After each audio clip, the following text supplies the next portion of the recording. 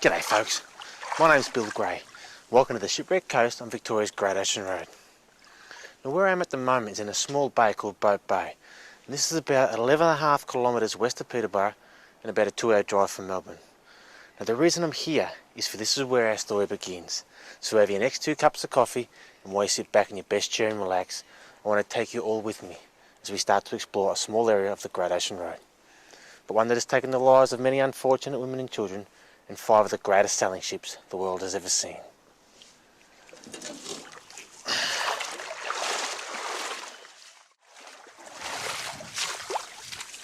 Now, the first wreck that we're going to take a look at is called the Falls of Halladale, and she lies about 10 kilometres east of here in about 10 or 11 metres of water. Then we're going to move on to the wrecks of the Schomberg, the Newfield, the Napier, and then probably the most famous of all, the Loch Ard, which still today stands as Victoria's worst shipwreck disaster. Now, she had 54 people on board, and unfortunately 52 of them drowned. Then we'll move on to our final wreck a little further east, the Fiji.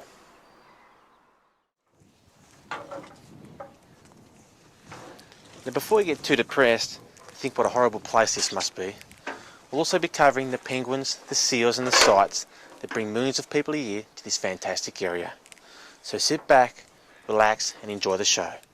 And hopefully one day you'll come and take a look for yourself at Victoria's Great Ocean Road.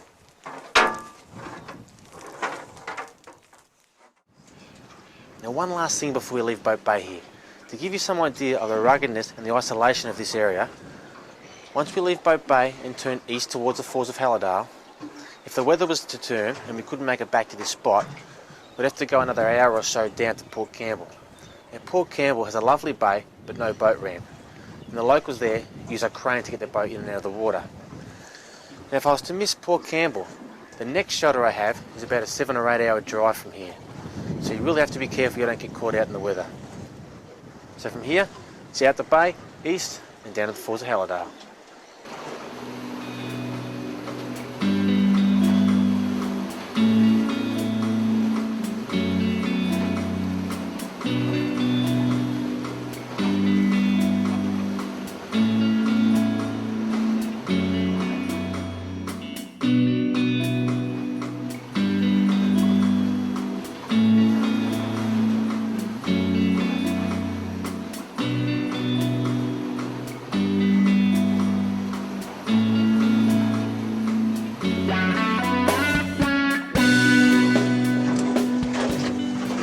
Now as you can see, the sea conditions have picked up quite a lot. Just came out of Boat Bay, and it's just now too rough to go to the Falls of Halladale. So I'll head back to Port Campbell, which is where I came from this morning. That took me about 50 minutes this morning, and it'll probably take me an hour and a half, an hour and 3/4 to get back now because of the weather. So you can see how so many ships around the 1800s got into trouble with the weather patterns changing so fast and ended up, unfortunately, up against the rocks. But we'll try again tomorrow. Hopefully the sea's a little flatter and we'll be able to get directly above Falls of Halladale.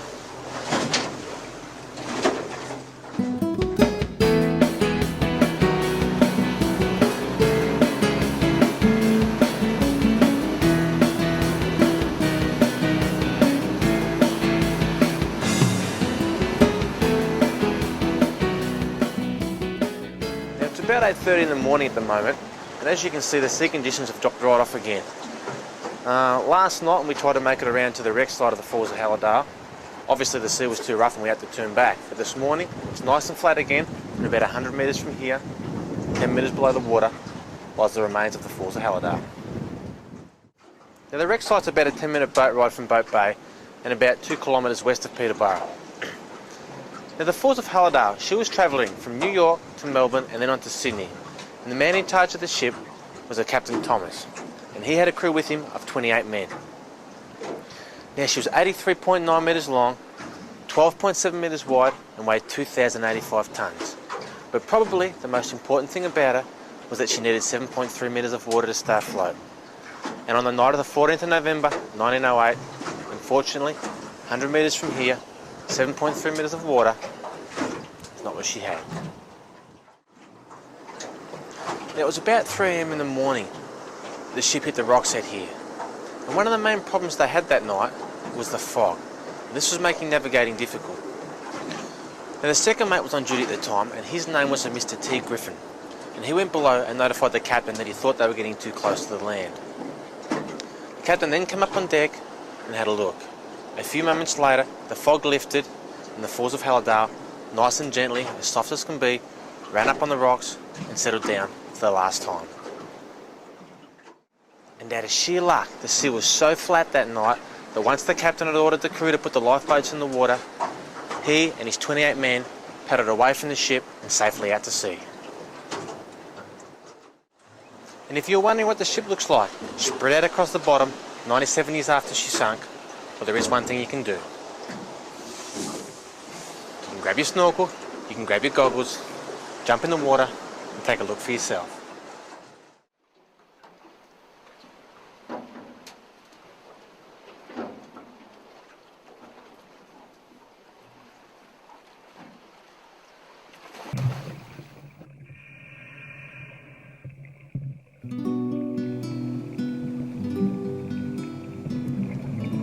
Now, one of the first things you notice when you jump into the water in the falls of Halladale is that, like most of the other shallow wrecks in this area, most of the wreckage is overgrown with seaweed and marine growth, which usually makes it a great place to see small fish and marine life.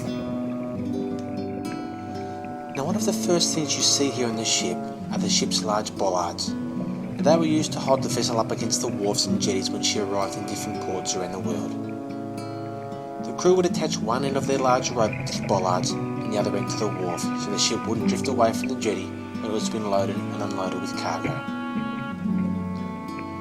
But as you can see now, they have been torn off the ship and are now crushed under a large section of the hull and are used for nothing more than hiding up the roof to a hiding place for small fish.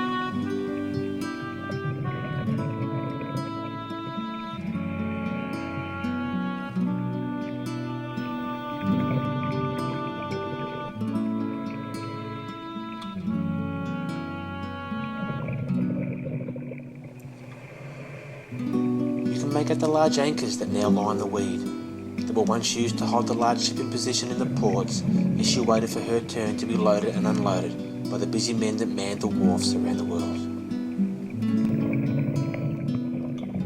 There are large coils of fencing wire that now stand alone, still stacked as they were loaded on the ship in 1908. You can see now though that they are solid crustaceans, but they're still stacked exactly how they were originally loaded.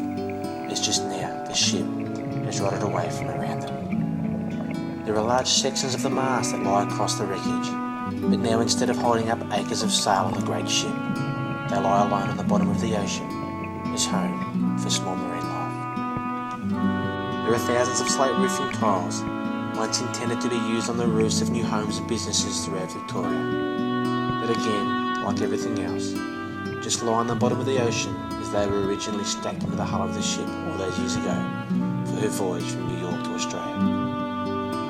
And like most of the other cargo aboard the forts of Halladale, unfortunately, it only made it to a submerged ledge on the Shipwreck Coast.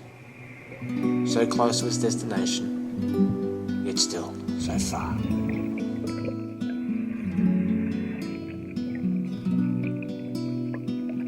And if you were wondering what else the Falls of Halladale was carrying across to its new destination of Australia, she was carrying 13,378 pieces of oak and walnut timber, 56,673 roofing tiles, 15,000 cases of benzine, 280 bales and reels of paper, 130 barrels of lubricating oil, 400 barrels of plaster, 1,350 boxes of clothing pins, 5,673 cores and bundles of wire, 600 stoves, 100 barrels of resin, 240 barrels of glucose, 20 barrels of clocks, and 22 boxes of medicine.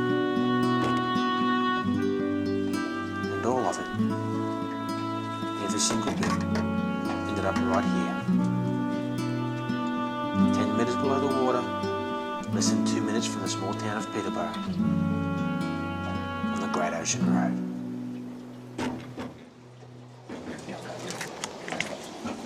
Now, as you can see, there's still plenty to look at if you just come down and make the effort. Now once the captain and crew paddled away from the ship, they headed out to sea to try and work out where they were. But this didn't last too long, as they soon got cold and they headed back to their ship for supplies. But they soon realised they couldn't reboard the ship again, as the sea was a little too rough. So they paddled back out to sea and around this first point here. And it was around that point where they found a small sandy beach. And that little beach is where we're headed to next.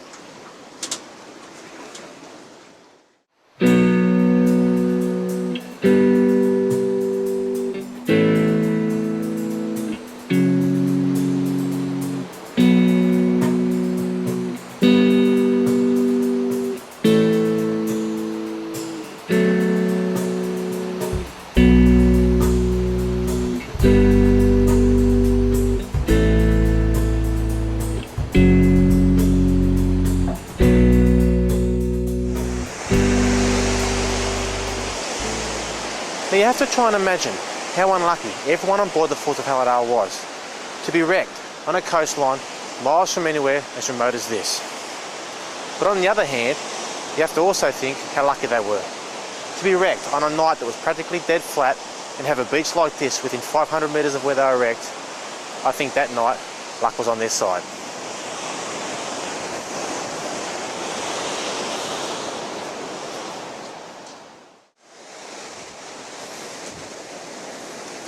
Now it was this very beach that Captain Thompson and his crew pulled their 2 lifeboats up onto. Now, the first man to sight the wreckage of the ship was a man by the name of Mr. Harry Croft, and he raced to this very beach to try and be of some assistance. But when he got here, he found just 2 lifeboats and a bunch of footsteps.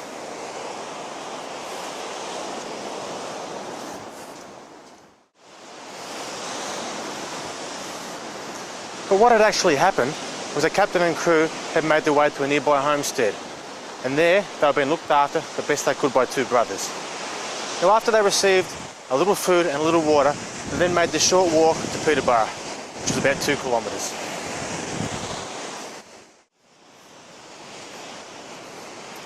Now the Falls of Halladale was visible from Peterborough for up to 2.5 months, but it was on the 25th of February that the men that were hired to salvage the ship dynamited the last of her 4 masts, and it was from then on the Falls of Halladale could be seen from Peterborough no more.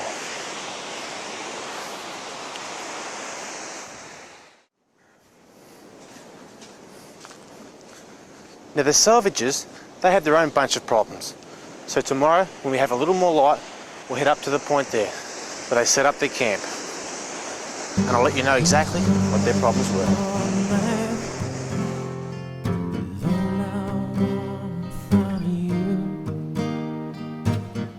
Just one more night, but it's taken me away from you.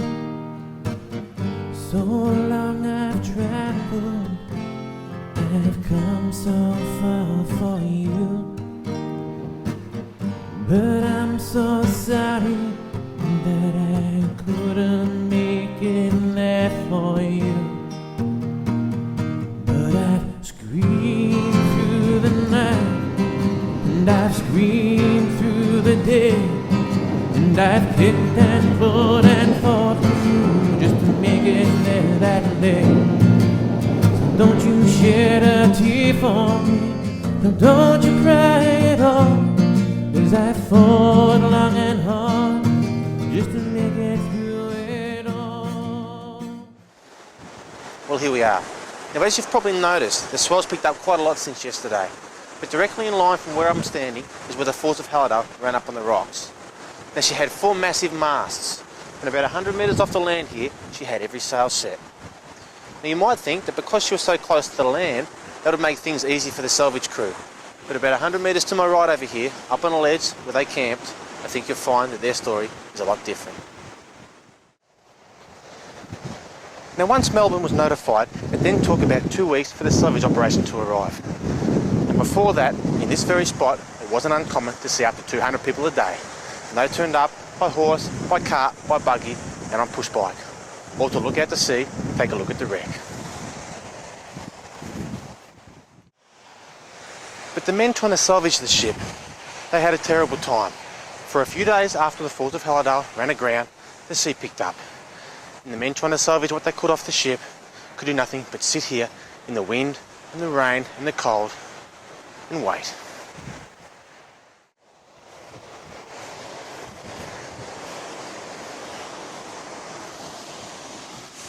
Now there was a few men employed to get what they could off the beaches, and as the ship broke up, men would run between the waves, grab wood, grab boxes and lug it up onto the beach. But before long this proved too dangerous and the men went on strike and asked for more money.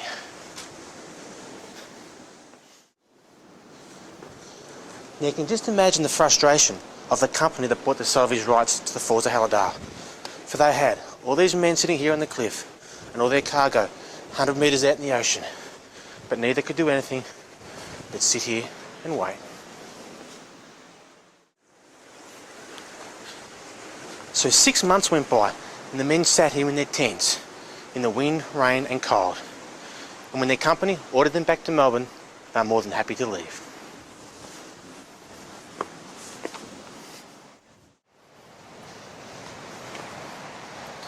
And after all that time, money and waiting, there was never anything of any value ever salvaged off the falls of Halladale.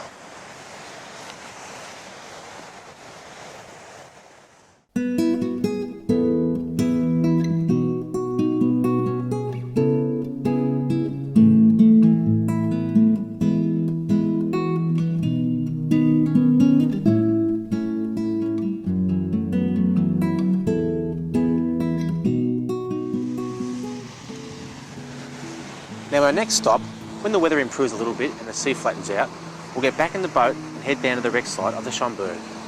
And on board her, they found a diamond.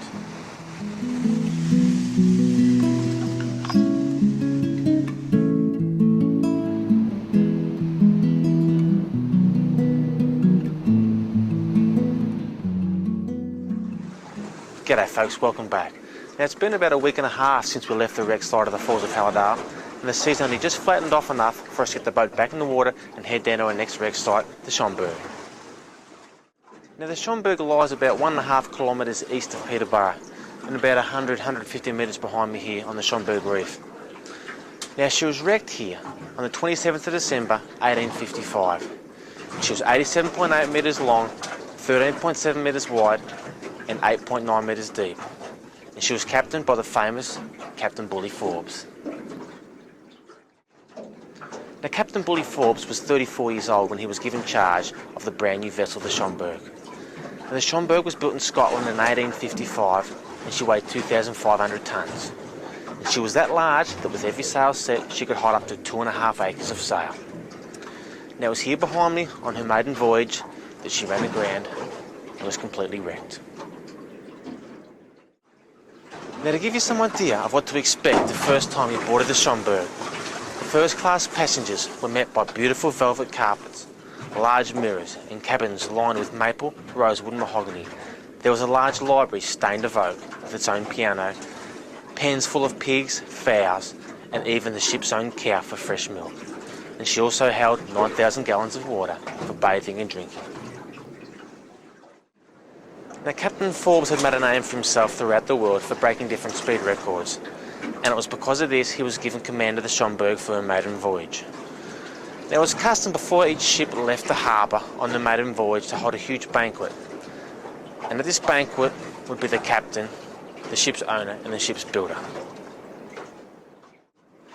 Now during this banquet a speech was given in a small toast by a man by the name of Mr. James Baines, and he was heard to have said, "By the grace of God, this ship under the command of the great Captain Forbes, may she break the record he has already set." Then up jumped the captain, who had apparently had too much to drink, and he screamed, "With or without the help of God, I will make Melbourne in less than 60 days. And in saying this, the whole crowd went quiet.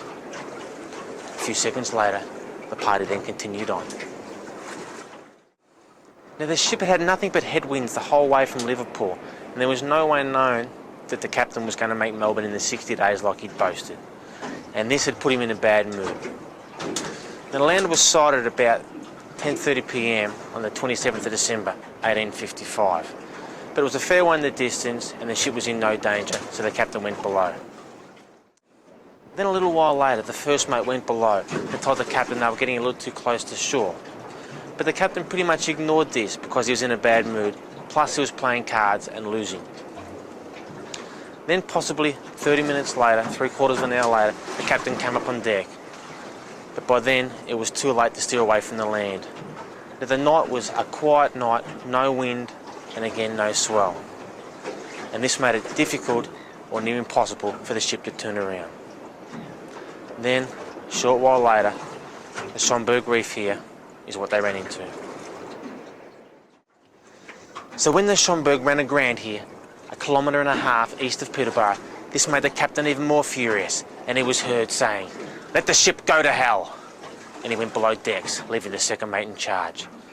Now the second mate did all he could, but unfortunately the Schomberg was stuck on the rocks, stuck on the sandbank, and was going nowhere fast. Now luckily for the captain and crew aboard the Schomberg, the very same night they ran aground here, up on the reef and up on the sandbank, a steamship was going from Warrnambool to Melbourne, and they gave assistance, and all on board the Schomberg was safely put on the barge and taken to Melbourne. Now, Captain Forbes was acquitted of any blame to do with the wreck of the Schomberg, and that was because the reef and sandbank below us and around us here was not charted on any of his maps. Now we have some video footage that we shot of the Schomberg at a different date, as we can't dive on the wreck today as the sea conditions are not right. Now if you have a look behind me, you can probably notice that the wind's picked up quite a lot and the swell's starting to build as well. Now that's happened all in the last 5 or 10 minutes. So I think there's a storm coming, so we're going to make our way back to Port Campbell as soon as we can. Now in a few days, hopefully, we'll come back to this very spot, maybe about 500 metres a little further east to the wreck of the Newfield. But until then, take a look at this footage and I'll see you then.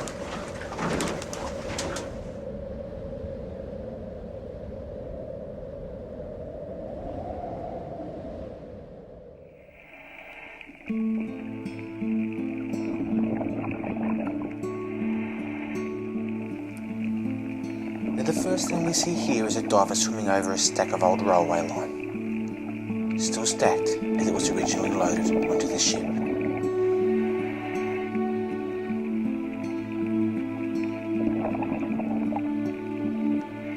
We then have 3 large cauldrons sitting upright,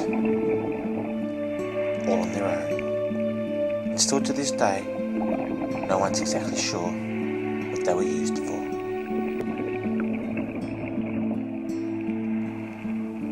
And in small rock pockets, you can find large bronze pins that were used to hold the great luxury ship together.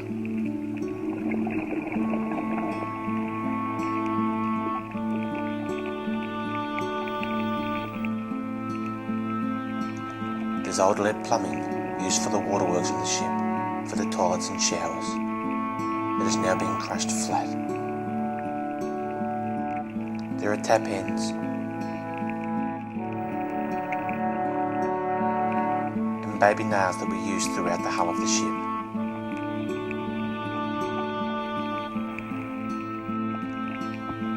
There is still cutlery that lies scattered across the wreck site in small rock holes that would have been once used by the first class passengers.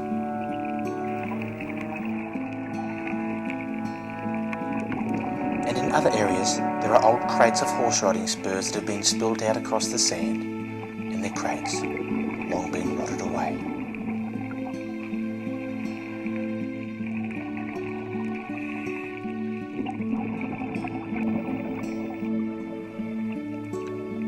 There's even an old shoe that now has been encrusted into part of the ship's wreckage, which has had all the leather rotted away, leaving behind just the rubber sole.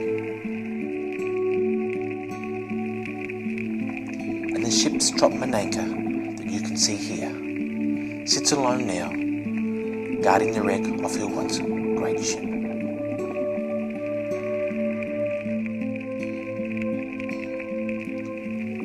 Now in 1975, 2 men recovered from the wreck here an ornate communion set. And in the set was a jug, 2 chalices, a plate and a lid.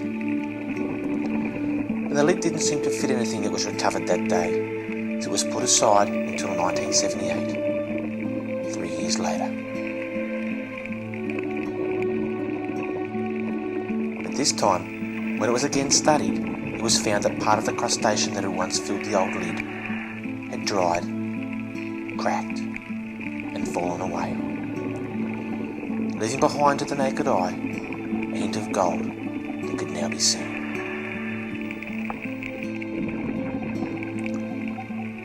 And what was eventually discovered and taken from the lid was a Brazilian cut diamond ring.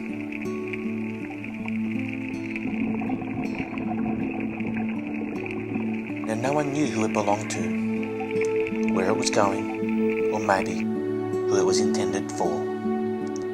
So today it sits at Flagstaff Hill in Warrnambool for all to be seen, and is proudly named after the great ship she was found upon. It is known as the Schomberg Diamond.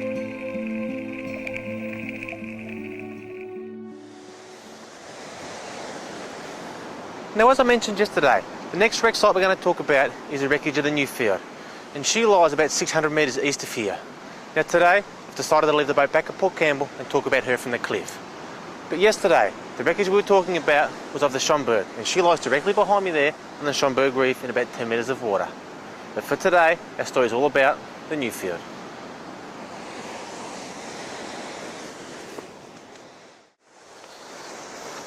Now the Newfield lies in about 5 to 6 metres of water, a few hundred metres behind these rocks here. She was travelling from Liverpool to Brisbane, carrying 1,850 tonnes of rock salt. And the captain in charge was a Mr. Scott.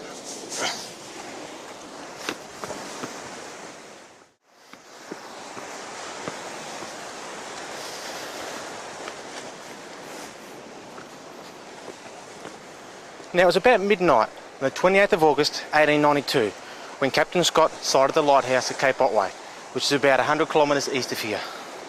The problem was that because of compass error, the lighthouse he actually did see was on King Island, 55 miles straight out to sea in the middle of Bass Strait. And because of this error, he got himself into a lot of trouble.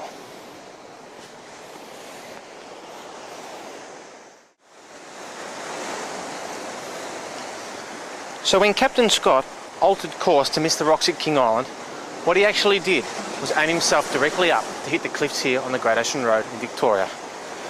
Then about 1:30 in the morning, he ran up on the reef behind us here, and within 10 minutes after that, he had waves breaking over the entire ship.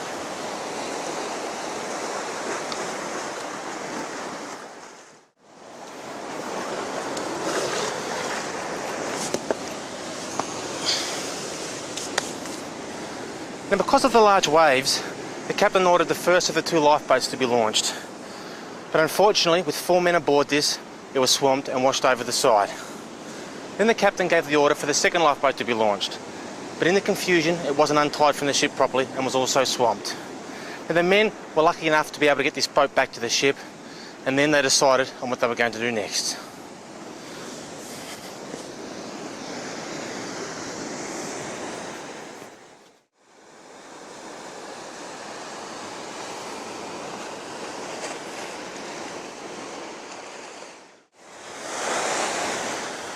Then a few moments later, a larger wave came and washed Captain Scott and 8 other men off the ship, and they were unfortunately drowned. Now, it was because of this, the 16 other men left on the ship decided to wait there until morning. Now, they were there at 4 AM in the morning, freezing cold, full of panic, and their captain and crewmen just got washed off the ship. It's because of this, you can imagine how horrible it must have been.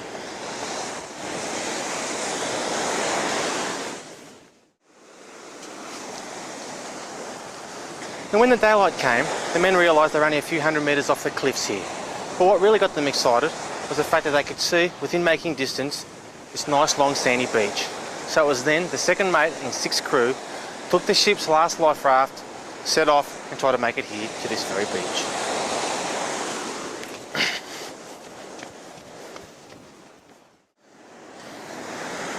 Now the men made it okay here, but when they tried to leave the water and come up on the beach, the boat was overturned and swamped, and the crew members had to get rescued by the locals who were standing on the beach here, who had seen the masts and tried to come and be of some help.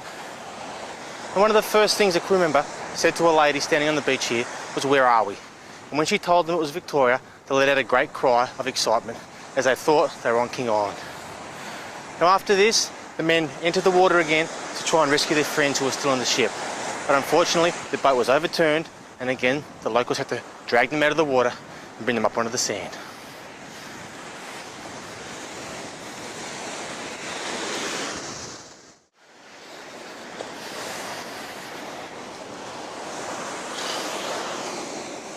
So for the second time, the men emptied the water out of the life raft and set off out to sea to try and rescue their friends. Now, just before they left the beach here, a man came up to them and told them to calm down and to relax a little bit if they could, for someone had been sent to Port Campbell to get a life-saving device. Now what they'd been sent to get was a large A-frame, and on the A-frame they attached a rocket, and to the rocket was hundreds of metres of rope. They then set the whole thing up on the cliff and they'd fire the rocket out towards the ship. Now hopefully, if the aim was right, the rocket would go over the deck of the ship, land in the water, and the rope would lie across the deck. They'd then attach it to something, pull it tight, and the men would come to shore on a harness. Now where they set all this up was behind me on the point. And that's where we're going to walk to next.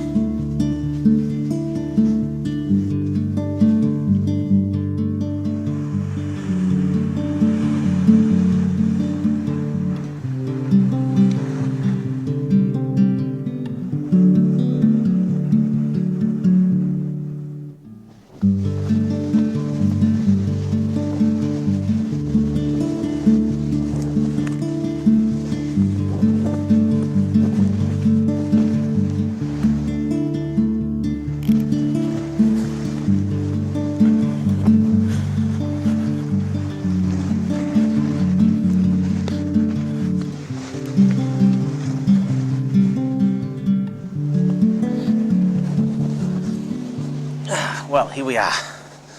Now as you can see, it's starting to get dark, so I won't spend too long here. But it was about this spot that the rescue operation set up their rocket. Now somewhere in the cliff here, they would have nailed a steel peg. Attached to that steel peg was hundreds of metres of rope. On the other end of the rope lay the rocket, and out to sea, directly behind me, was the Newfield. Now the first rocket they shot out, that fell short. The second and third missed completely, and the fourth just narrowly missed the front of the boat. Now in seeing how bad a shot everybody in the cliff here was, the ship's carpenter, he thought blow this, and he started making some oars for the captain's small dinghy.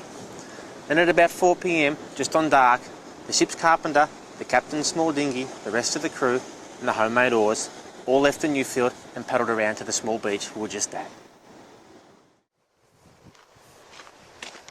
So that's the story of the Newfield, and unfortunately 9 people drowned aboard her. Now, there is one other story to go along with the wreck.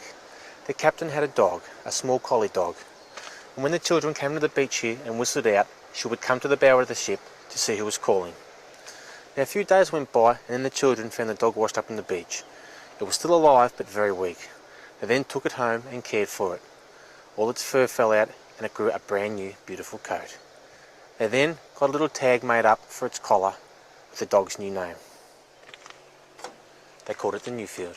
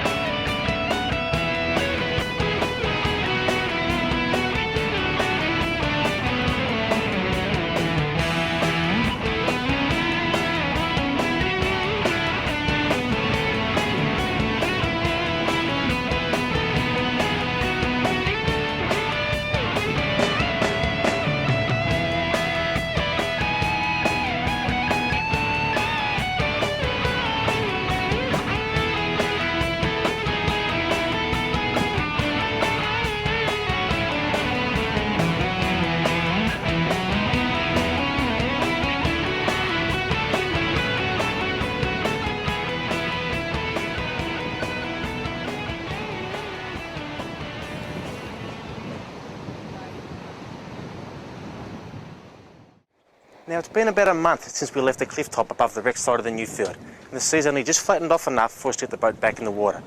So today we're going to leave the bay here at Port Campbell, head out the channel and west for about 5 kilometres to our first stop, London Bridge.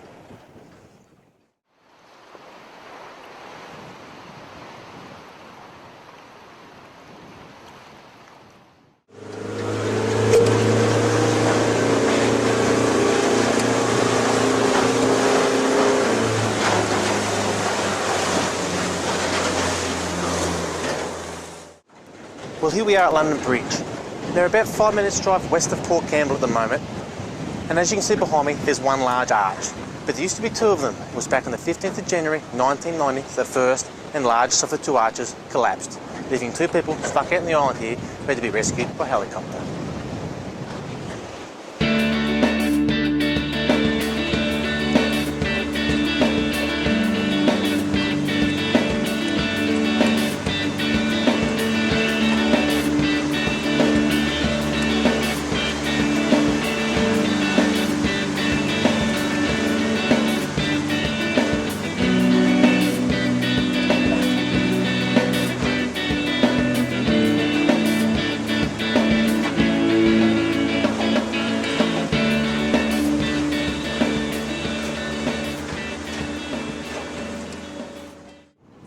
Now as you can see, we just went under the only arch that's left at London Bridge now. And usually you can't do that. When the swells are its largest, the waves without any trouble whatsoever hit the top of that arch. And that arch is probably 20-25 metres in height.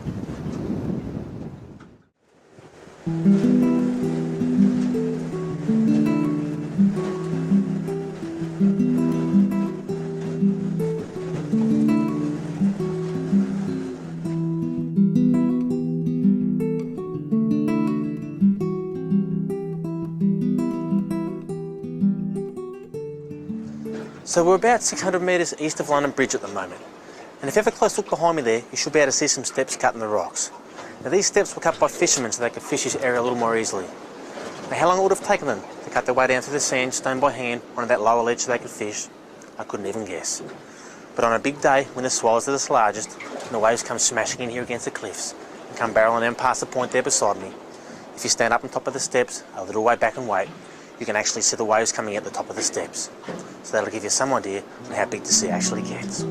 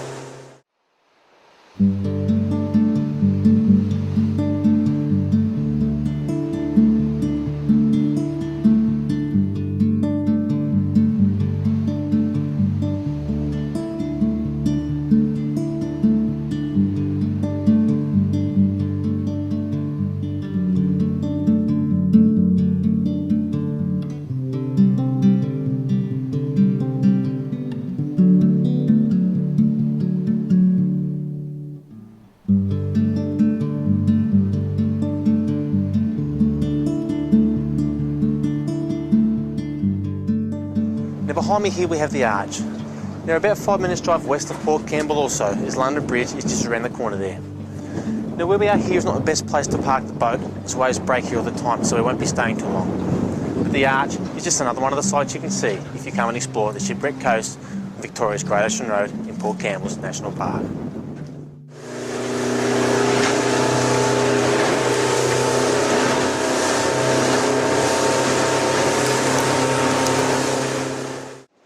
Now we're in the channel to the bay at Port Campbell at the moment, and we've got a little bit of time up our sleeves, so we'll see if we can catch ourselves some crayfish. Now it's pretty easy to catch crayfish really, if you're just any old bloke off the street trying his luck, as it's kind of pretty much a guessing game and maybe a small bit of knowledge. But if you're a professional cray fisherman, like many of the men from Port Campbell here, it's not as easy as that, for it takes a lot more than luck to make a living out of catching crayfish. It takes years of skill, practice and knowledge to be able to do it as a profession. But for guys like us, we can take away all the stress and just have a bit of fun. Okay, so the first thing we do is get ourselves some stinking fish. Then we have our drop net down here. And from here it's just a matter of getting our fillet. You can use pretty much any fish as long as you're legally allowed to catch it. And then you just slide it in here and wire it into your net.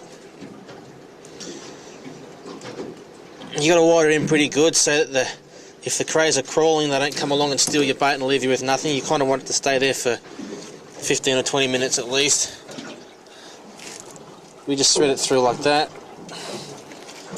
Try not to get ourselves seasick in the meantime because it doesn't smell the best. And that's pretty much it for the wiring in. We just stick it in like that. Wire it in with a bit of wire that we've got lying around. And our bait's in.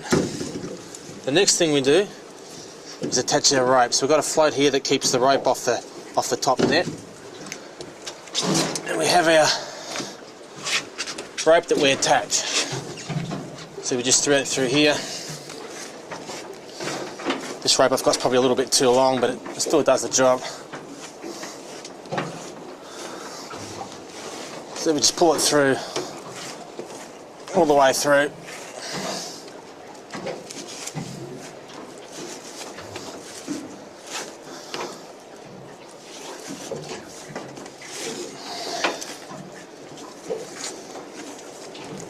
Like so.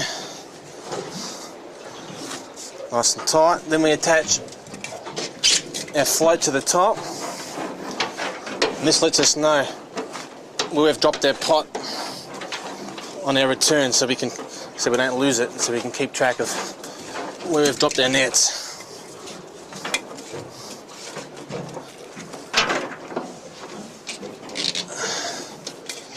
So from here we just tie our pot on, tie our float on, a few knots. We're pretty much ready to go. Now the design of the drop net's pretty simple really. All we have is our bait in the centre here which we've wired in, and our two rings. Then we throw it in flat like this, try and find ourselves a nice gutter or hole that we think might have some crays in it. And then the crayfish come along, crawl on the net and chew the bait. And after probably 15 or 20 minutes then, we pull on the rope and that lifts the top ring up like this and the crayfish can't actually get out then. We pull it to the surface pretty rapidly, pull it onto the boat, and then if the crayfish are size, we get to take them home, and if they're too small, we throw them back in.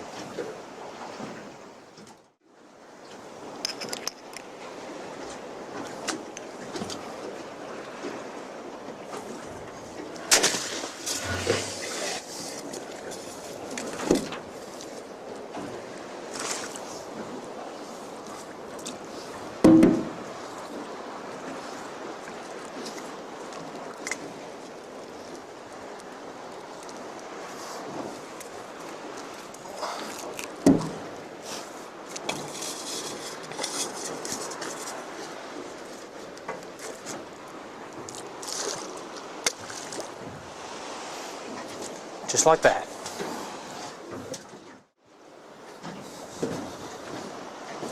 Now it's pretty much the same deal with the second one.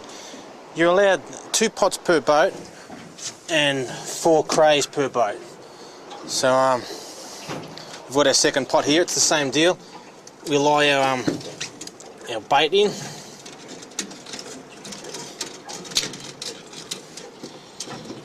Wire it up.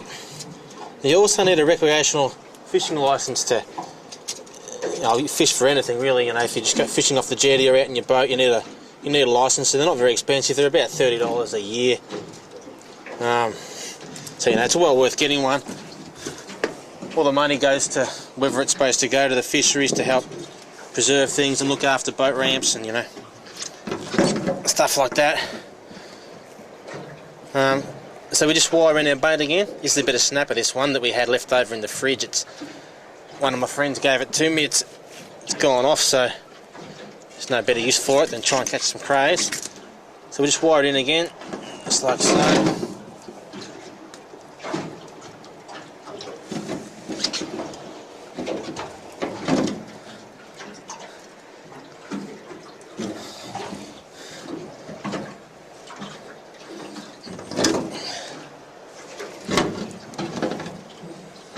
Okay, then we get our rope.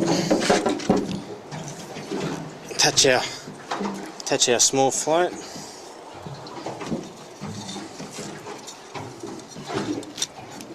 This just keeps the rope off the bait, so if there is a cray in there, we pull it up quickly. We don't want to throw him out, so we just tie this on there. Probably want to do a bit better job than this usually, but I'm a bit of a hack, so this is just how I do it.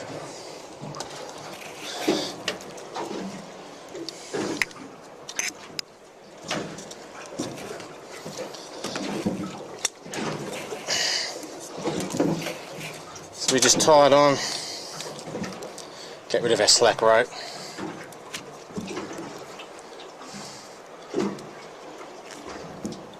Like so. Attach our longer rope, same as we did before.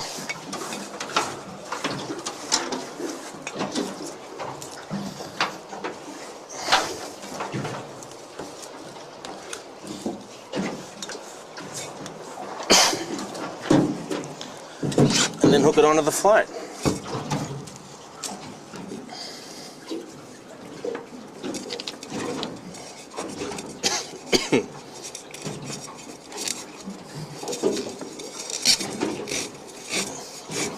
Like so.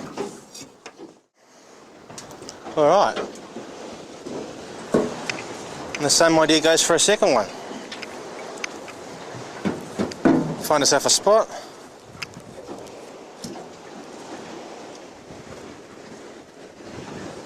Throw it in.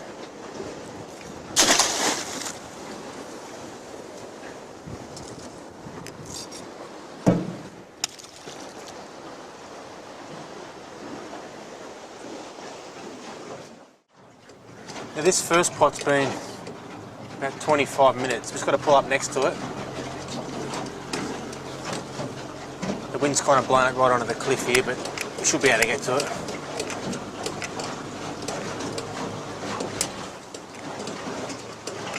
We'll just pull right up next to it. Get our hook.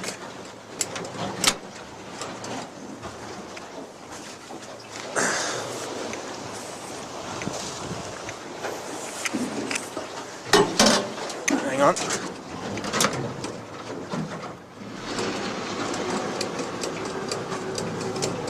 We missed that one. We'll just line her up and go again.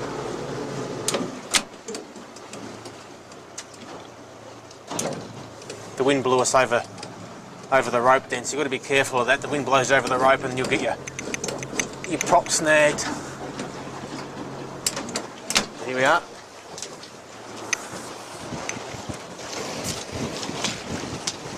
Get our rope, pull up our drop net,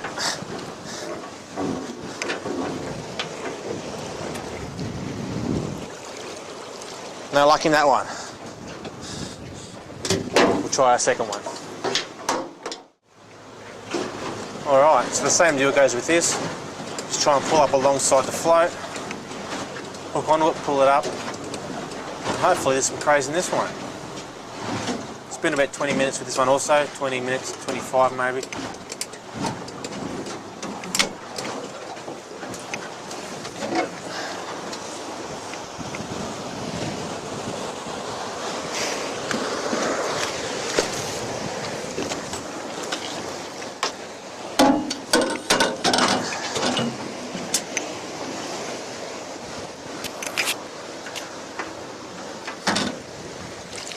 Alright, so we've got one in this one. We'll just check, see whether it's size, give you a bit of a look, and then we'll either keep it, throw it back.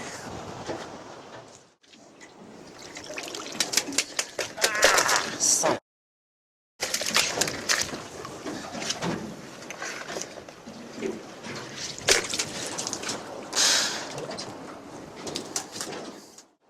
Alright, now this is a Victorian Rock Lobster.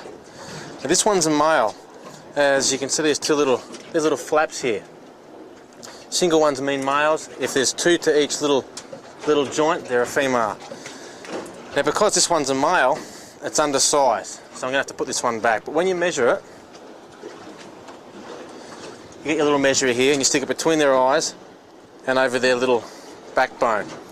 Now you can see that the male measurement's 11 centimetres for it to be a legal size. And from there, it's just not quite big enough. So we'll throw this one back and then we'll try again. But that's what they look like, and there's plenty here.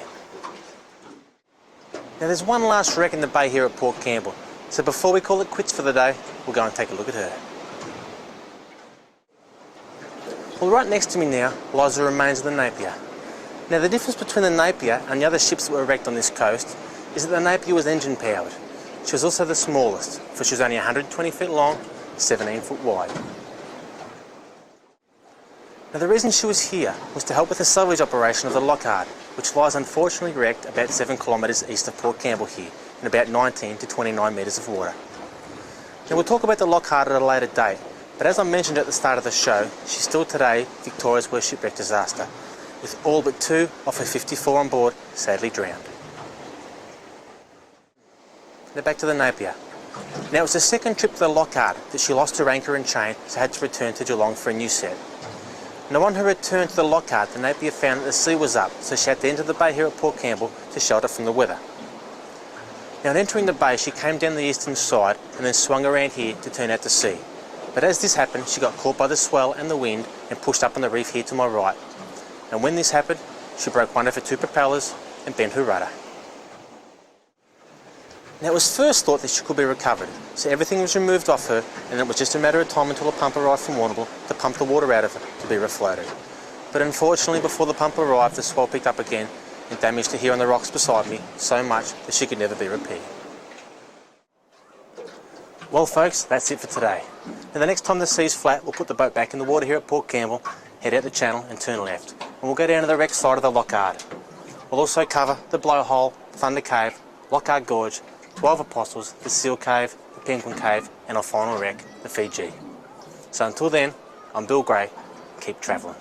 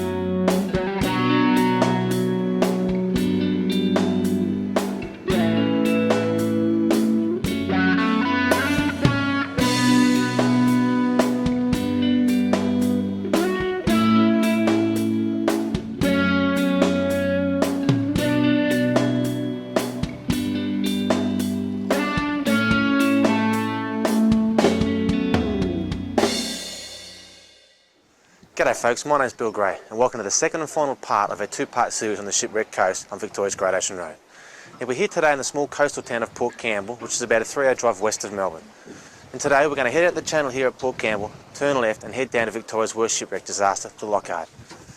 where all but 2 of the 54 on board her sadly drowned. But we're also going to be covering Deany Steps, the Penguin Cave, the Blowhole, Loch Ard Gorge, Thunder Cave, the 12 Apostles, and our furthest wreck site from Port Campbell here, the Fiji. And then we'll travel a little further east to our furthest point, to the Seal Cave. Well, we have quite a bit to get through, so we better get a move on.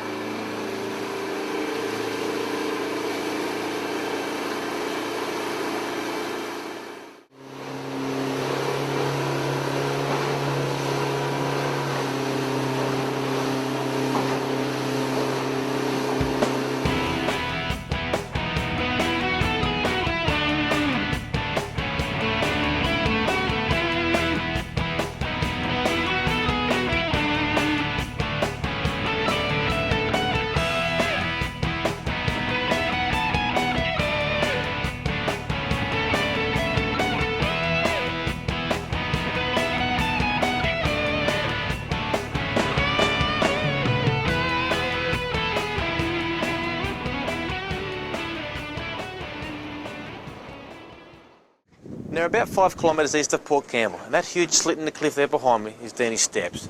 Now, those steps were cut by hand by fishermen so they could fish this area a little more easily, but they're also used by surfers as well to surf the breaking there up against the cliff. Now, you can see that the steps come out of the cliff about a third of the way up from the bottom, and what happened there was that the men digging the steps got a little wrong and they didn't quite make it out to the bottom. So what they did was to tunnel through the cliffs to the left and come out just above a small landslide so they could put a ladder down and then climb down to the rocks on the bottom.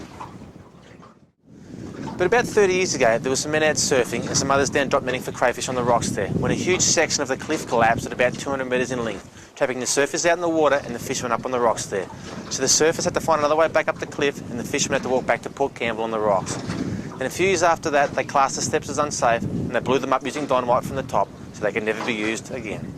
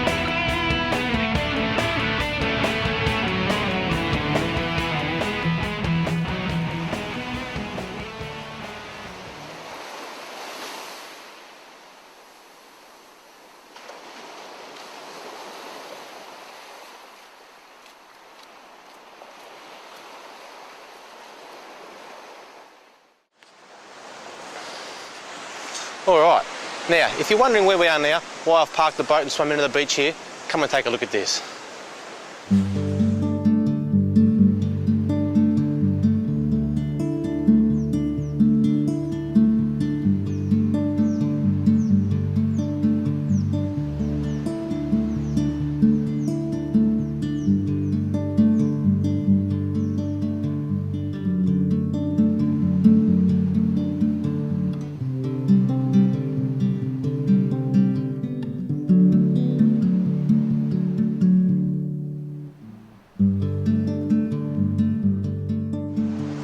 Now if you have a close look behind me here, you should be able to see some baby fairy penguins.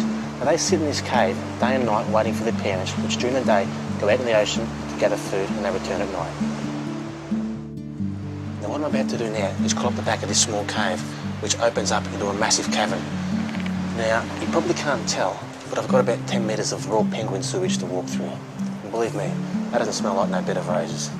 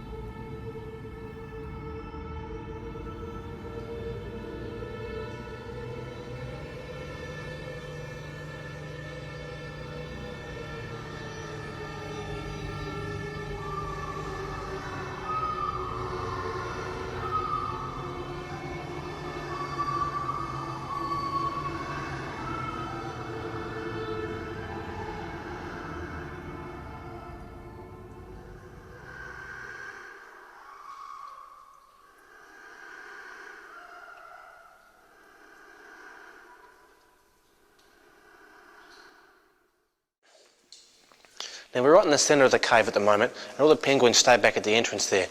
But you can see the stalactites and stalagmites, which are thousands of years old. Now this whole area is probably, you could easily fit 3 or 4 double-decker buses in it. That just goes to show the size of the cave we're standing in.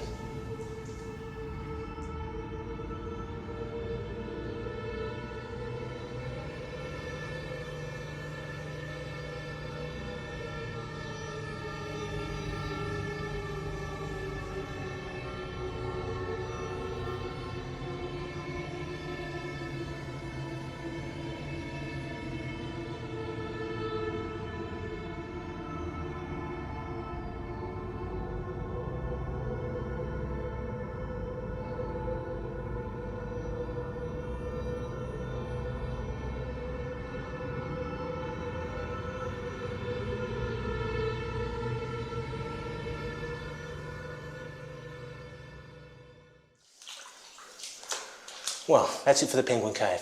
But we'll head back out to the beach now, have a wash and try and get rid of some of this smell.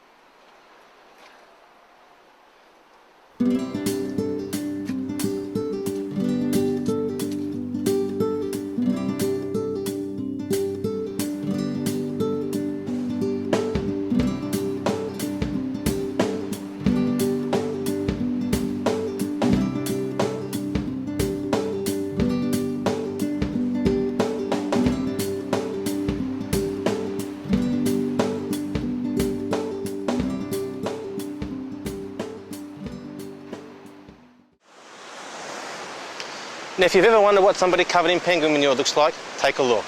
But I'll have a wash and we'll move on to our next spot.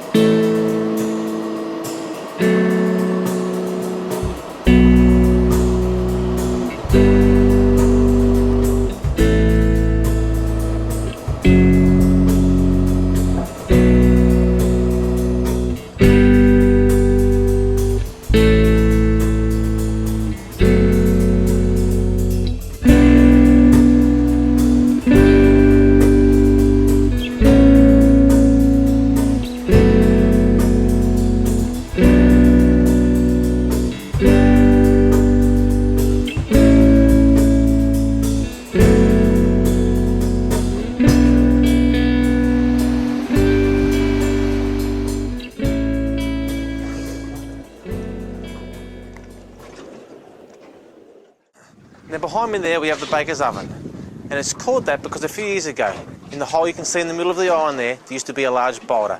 And the shape of the hole and the boulder in the middle, apparently to the men aboard the ships that passed along this coast in the mid-1800s, the whole lot to them looked like a baker's oven aboard their ships. And the large boulder in the middle that has now been washed away was a loaf of bread.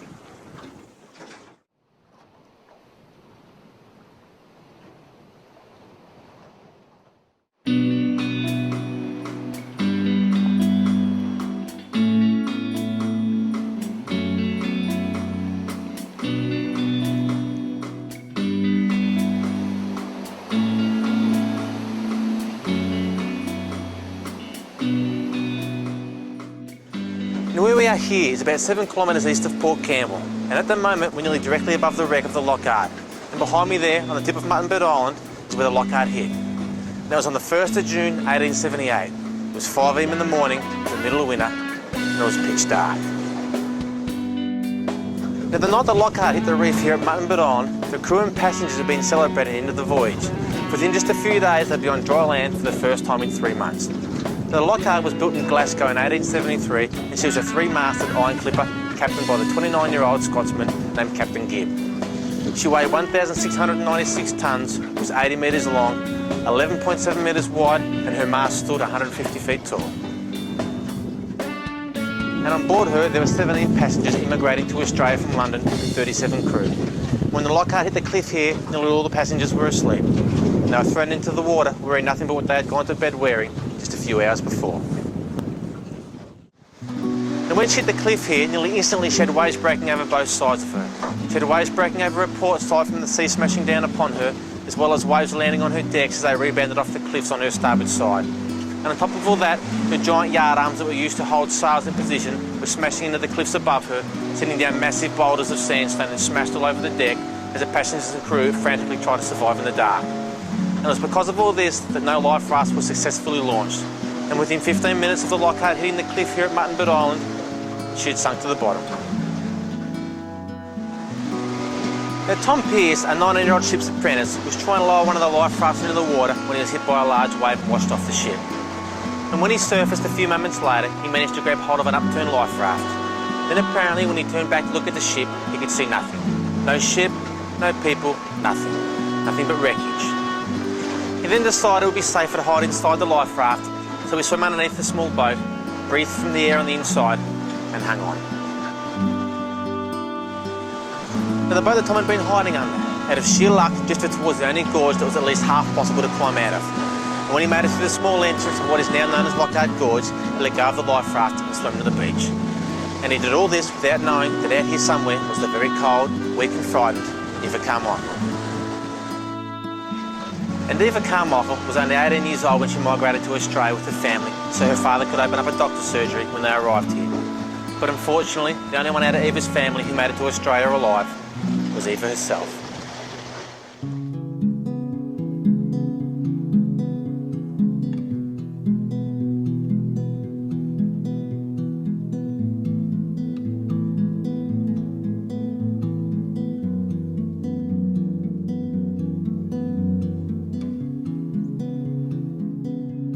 So this is Loch Ard Gorge, and you can see how small the opening is and how lucky Tom and Eva must have been to be swept in through such a small entrance. For you'll see in a few minutes that either direction from the gorge here, there are countless places people could have been swept into that had no way of getting out once they were washed in.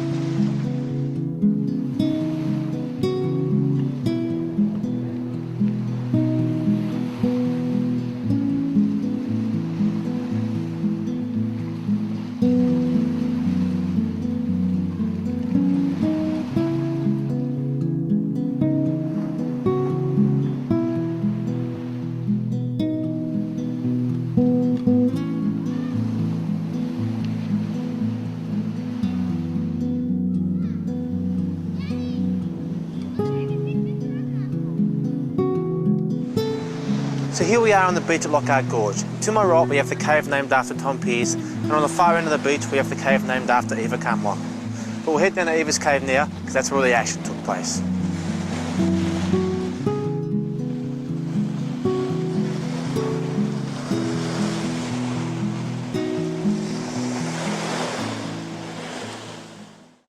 Now this is the cave named after Eva Carmichael, and it was here that Tom helped Eva out of the water into this cave. He made a bed for her to lie on out of grass, and then gave her some brandy to drink that he found washed up on the beach. She then laid down and drifted off into unconsciousness, and Tom laid there next to her and went to sleep also.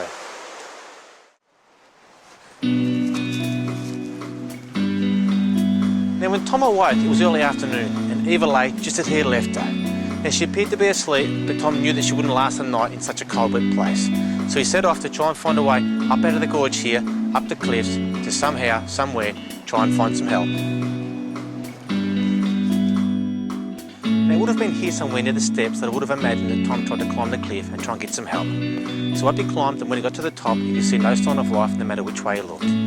But for no particular reason, he started to walk east, and after a short while, found a small worn track. And without knowing where he was going, he was walking towards the small town of Princetown in the homestead of Glenapple.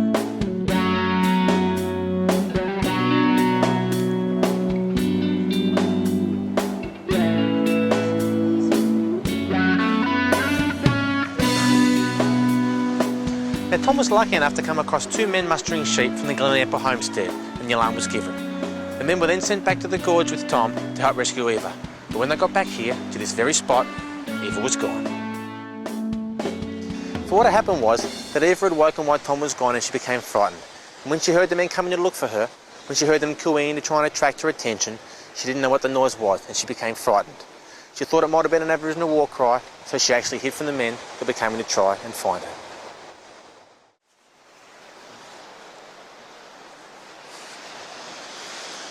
But soon she was found and taken to the Glenample homestead and cared for. Then 3 months after the Loch Ard struck the cliff here on the Shipwreck Coast, Eva boarded a steamship, went back to Ireland and never saw Tom again.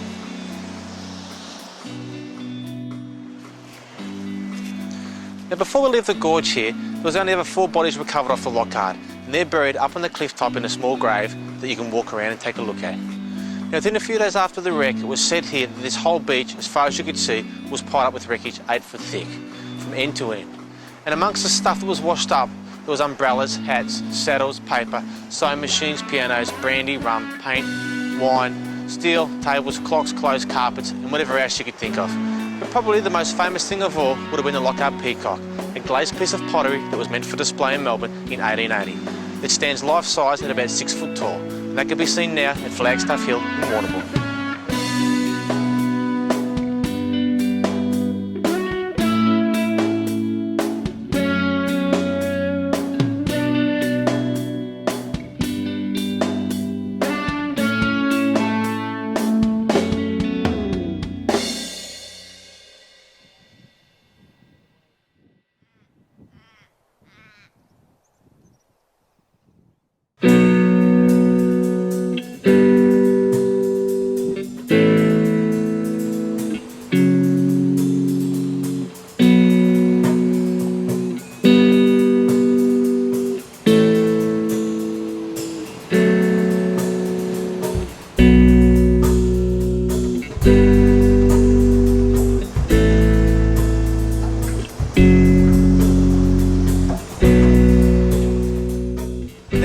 Ended up getting a medal from the Humane Society for his efforts, and also the Governor of Victoria presented him with a gold watch and chain. Now, Tom was 45 years old when he died, and Eva was 73, and she never visited Australia again. And I guess having lost 7 members of her family through the sinking of the Loch Ard, that's probably understandable. Well, that's it for Loch Ard Gorge. Now, as you can see, we're starting to lose the light, so we're going to head back to Port Campbell now. But tomorrow, or the next time the sea's flat, we'll head back down this direction and have a look at the Blowhole, Thunder Cave, 12 Apostles, our furthest wreck site, the Fiji, and the Seal Cave at Moonlight Heads. So until then, take care, and I'll see you soon.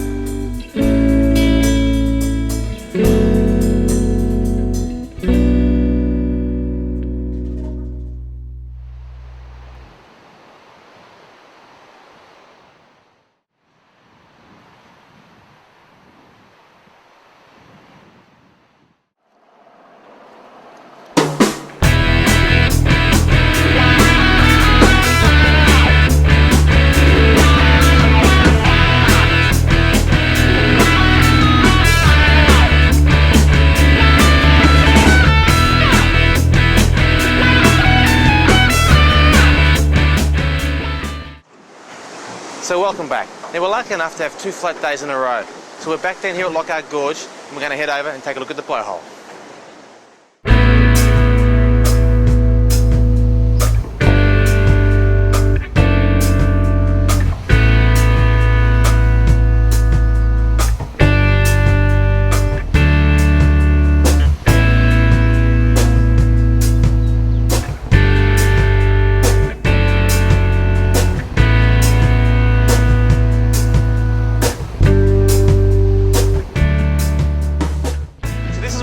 To the Blowhole, which is about 500 metres west of Loch Ard Gorge.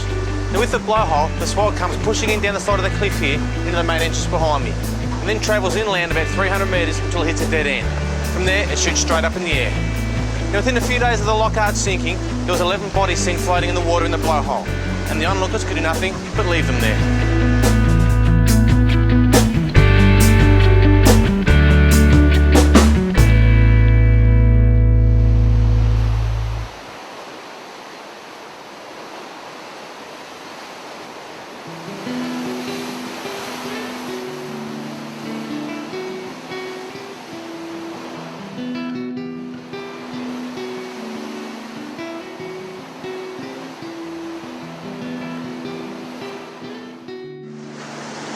Now if you have a close look behind me there, you should be able to see Thunder Cave. Now we're still only a few hundred metres from the point where the Loch Ard struck the cliff and sank, so most likely there were bodies floating around in here as well. Now I remember a story a few years ago that my dad told me about a man that jumped the rail below the steps there to take a photo. Anyway, a large wave came through and washed him off the ledge and into the cave behind us. And by the time that help had arrived, the man had been swept back out of the cave and sat back on the exact same ledge he'd been washed off of. He then got up without a scratch on him, climbed back over the rail and walked back up the steps. But don't try that at home, because the rails are always there for a reason, so stay behind them.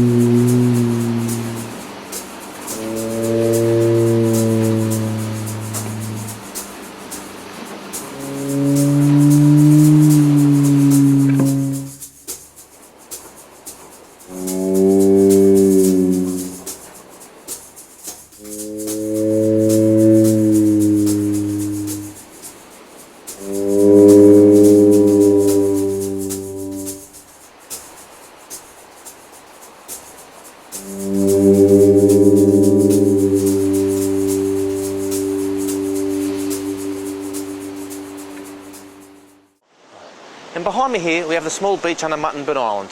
And on the first flat day after the Loch Ard sank, some men found the body of a Mrs. Stuckey here on the sand. So they dug a shallow grave using just their hands, said a small prayer, and left her there.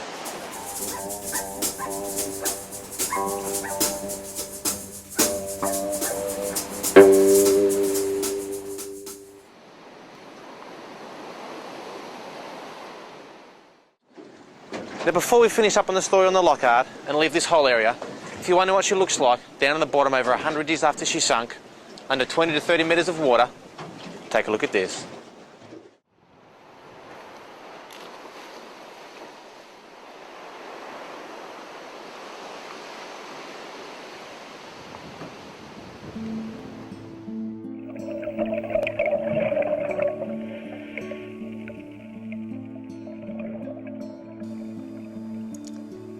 Now the Loch Ard is the deepest wreck on the Shipwreck Coast, with the shallowest part of the wreck site sitting up on a ledge at about 20 metres in depth, then dropping down to the deepest section of the ship at about 30 metres.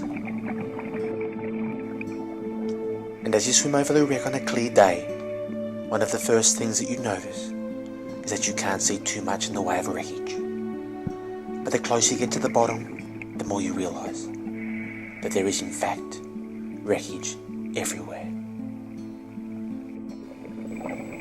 And as you swim over different parts of the wreck, you can see the old ship bollards that were used as secure points aboard the ship when the great lines were cast ashore and secured to the jetty, so the ship wouldn't drift away when it was being loaded and unloaded with cargo and passengers. And as we pass over more of the cargo that she was carrying from England to London, you can see that it now lies here in front of us, waiting for a destination that may never arrive. You can see large copper rods, rolls of zinc that are rolled up like large rolls of paper. There are train wheels, large sheets of copper, and beer bottles.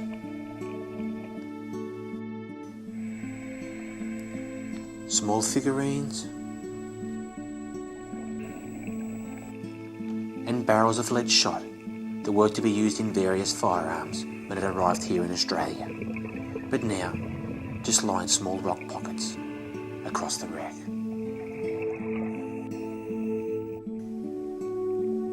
There are large slate slabs that are still stacked, just how they were loaded onto the ship for the trip across to Australia all those years ago.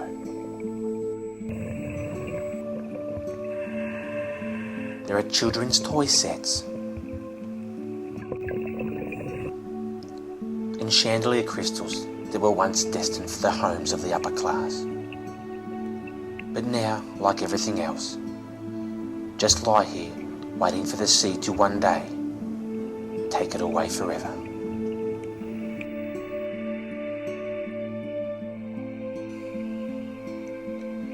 And if you swim under a section of the Great Hull, you can find large ingots of lead, still stamped with the manufacturer's name on it. Pontifex and Wood, London.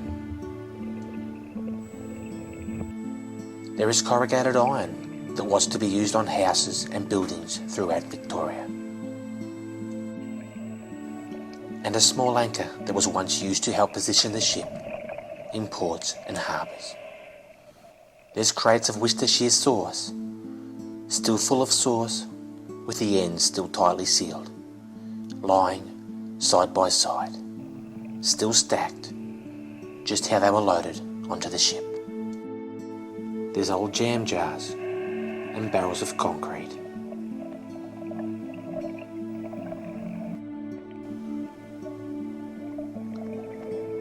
There is railway line that was once meant to hold great trains, but now lies spread across weed-covered rocks. But probably one of the most impressive things that can be seen at one of the deepest, darkest parts of the wreck is a large granite headstone that seems to stand guard alone over the entire wreck site, as if protecting the 52 people that sadly lost their lives here on the 1st of June 1878. And even though it must weigh well over 1 ton in weight, somehow, when everything else in the wreck seems to stay where it is and never move, the headstone moves around the wreck. It never goes far away. It never goes out of sight. But somehow, in some way, all by itself, it moves. And as we follow a cuttlefish over the final part of the wreck, like the ship we see here in front of us, as we return to the surface, it also drifts away, out of sight, but never out of mind.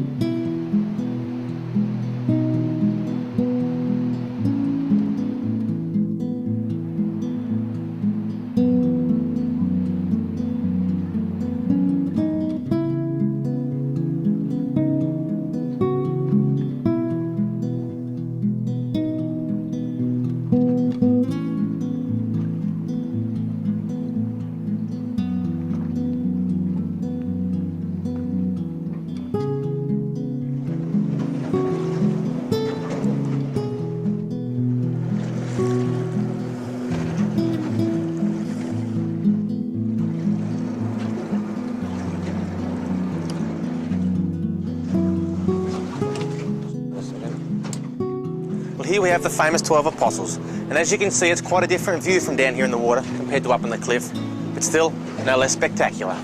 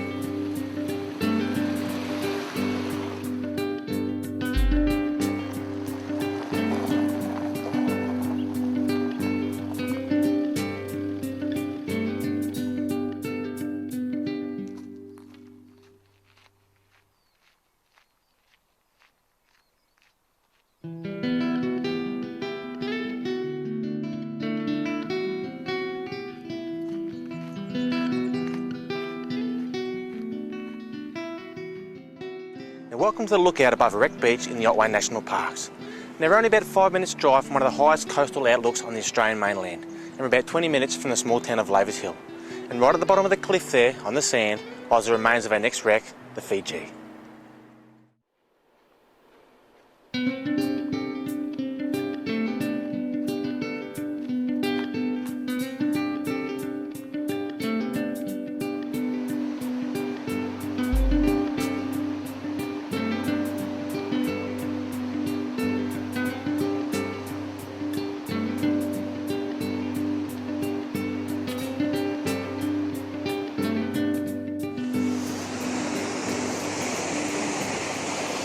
Well, there was 366 steps to get down to the beach here, so that means 366 steps to get back up to the car. But I tell you one thing, you won't be disappointed once you get down here and actually take a look.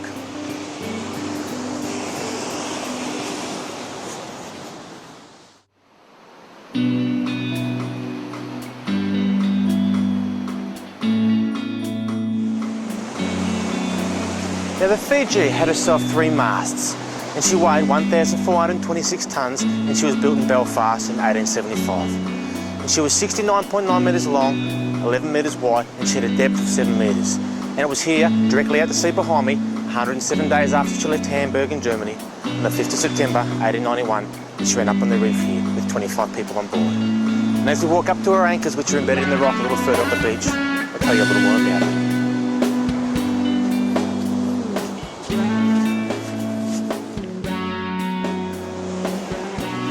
The night that she struck the reef here, it was said to be pitch dark, and when they sighted the lighthouse at Cape Otway, they soon realised they weren't where they were meant to be. And sometime between 2 and 3 a.m. in the morning, bam, up on the reef she came.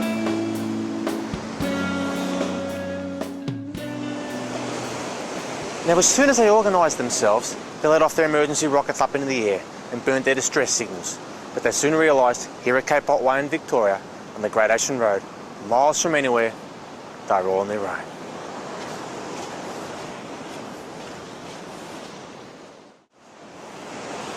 But the first big problem they had was that the ship was pointing straight into the beach here, nose first, which meant that every time a massive wave broke over the back of the ship, it would run down the entire length of the deck and then wash off the front again, leaving nowhere safe for the men to stand. So the only place that wasn't getting covered in water was the bowsprit, which is the large pointy beam that hangs over the front of all the old sailing ships. And it was there that 25 men tried to hang on all through the night and for most of the next day.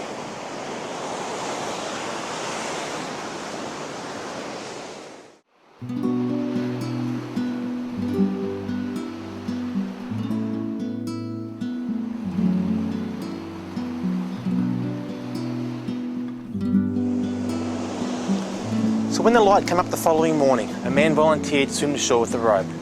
But when the rope he was carrying and himself got tangled in a large bed of seaweed, he had to cut himself free and be dragged back to the ship. Then while he was recovering, another man tried the same thing, but was washed against the rocks, dragged away and drowned.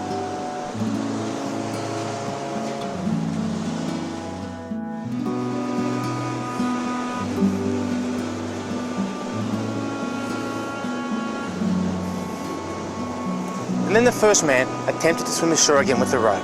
But again he got tangled in the beds of seaweed.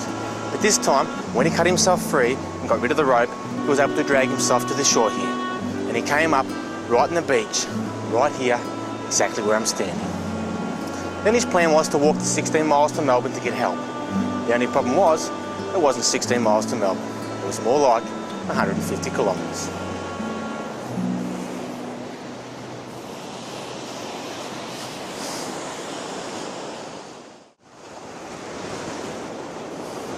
But lucky for the men aboard the Fiji, there just happened to be a group of land selectors from Warrnambool surveying the land in the area. And when they turned up at Ryan's Creek, which is just about 4 miles from here, what they found was a man wearing nothing but a singlet and a pair of socks, lying belly down in the dirt with his face buried deep in a puddle of water, drinking like a madman.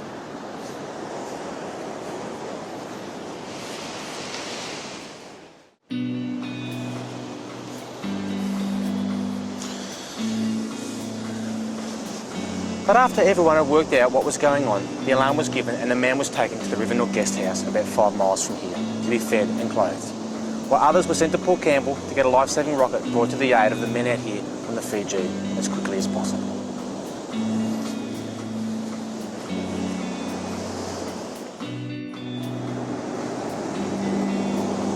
Now back on the beach here, a crowd had gathered and they were watching the men hanging off the front of the ship in their life jackets as they screamed for help. But the onlookers could do nothing but watch and wait for the life-saving rocket to arrive from Port Campbell.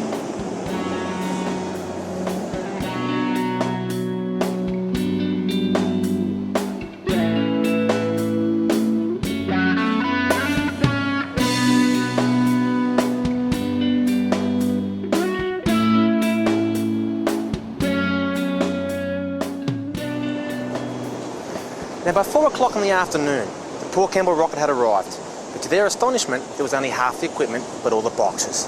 But what had happened was, the two largest boxes brought, one was to hold the heavy line that brought the sailors back to the shore off the ship, and the other box was to hold the light line that shot the rocket out to the ship, so the heavy line could then be hauled out and attached.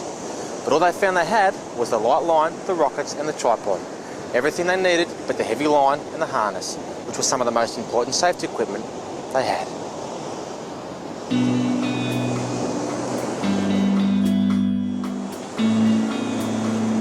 But what had happened, to everyone's astonishment, was that a photographer from Warrnambool who couldn't fit all his equipment in the buggy had emptied out the large rope from the box and filled it with his camera equipment.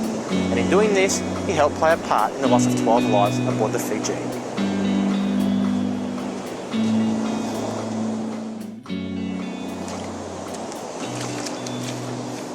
So the men on the shore fired their rocket out to the wreck, and on their second shot they hit the ship and the line was attached.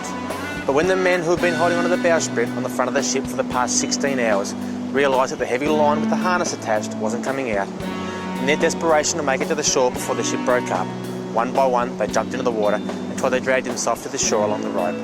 But sadly, 10 men drowned before they made it to the beach, and their bodies buried up on the cliff there in the scrub.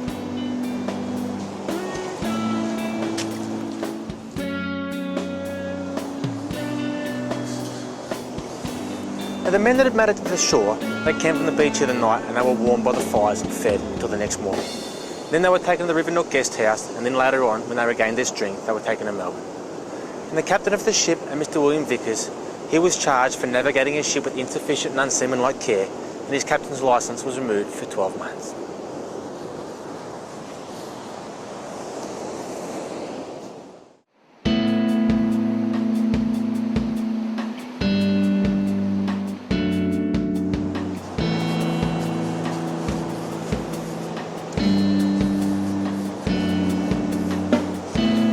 Now all the locals knew perfectly well they weren't allowed to take anything off the wreck, but it was said that every single person that left the beach here had their pockets bulging with souvenirs.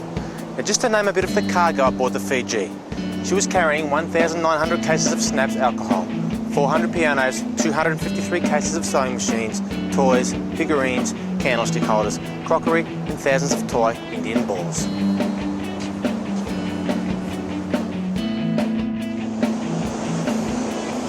Now one last thing.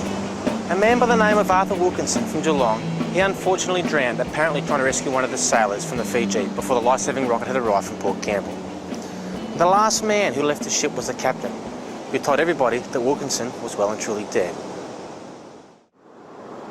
But the following day, when Wilkinson's body was washed up onto the beach, badly eaten by sharks and torn by the sharp rocks, in his clenched fist he was holding matchsticks and straw, and it was thought that when the ship broke up, when Mr. Wilkinson's body was washed into the water, he was still alive.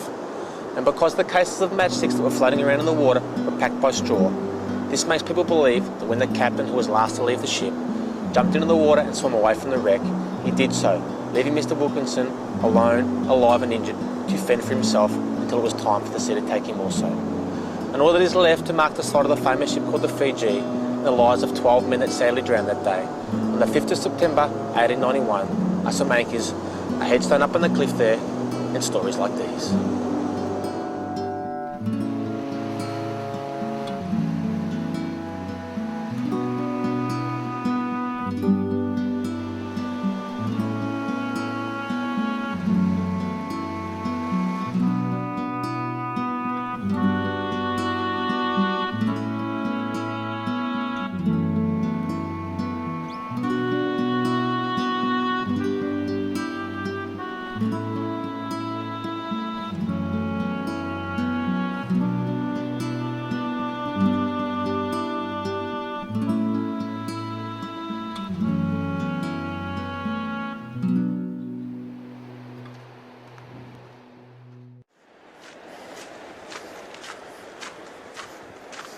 Righto. Now while I think of it, there is a story floating around that 4 drunken men stole a baby grand piano off the beach there when the whole place was covered in wreckage. And for years it was used to entertain locals and guests in a nearby hotel. Now I don't know if that was true or not, but can you imagine lugging a grand piano up the cliff here? I'd have to be fully mad.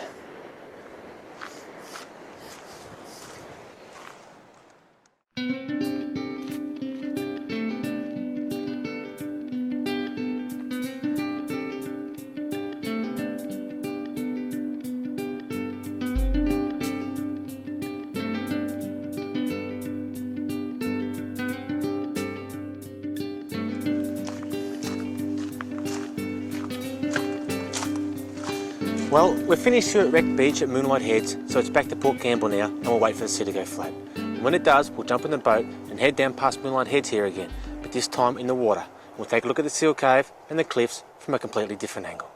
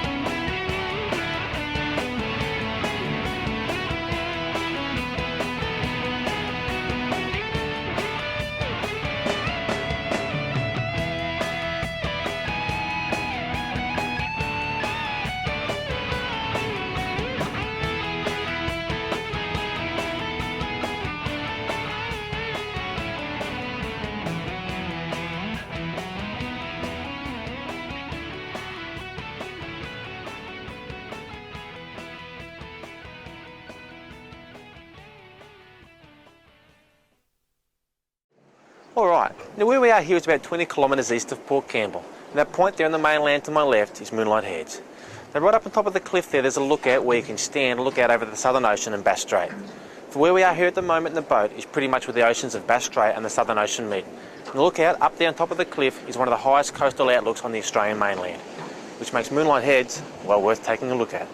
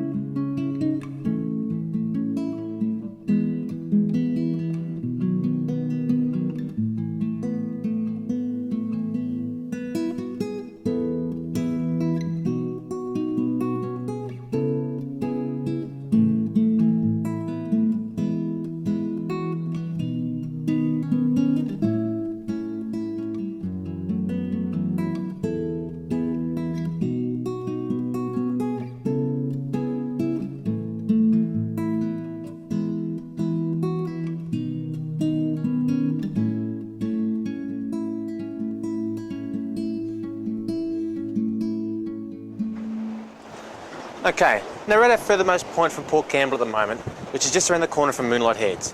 And if we were to travel on further east for about 20 to 25 kilometres, we'd end up at Cape Otway.